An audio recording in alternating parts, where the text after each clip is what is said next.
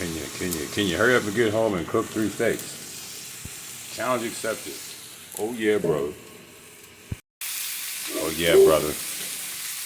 You can have that steak sauce. I got a little something else. Voila.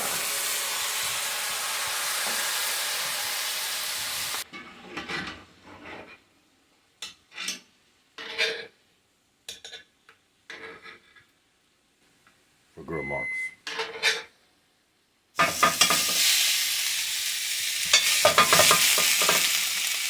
Start out horizontal. And then we'll go vertical another 3 minutes. Then 3 minutes. 3 minute interval, 6 minutes.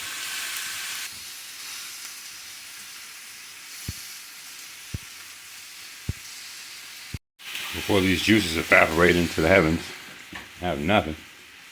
Put them in here and save them for later for some steak juice. Oh. Starting out horizontal. Flip them. We're going to do the other side the same way.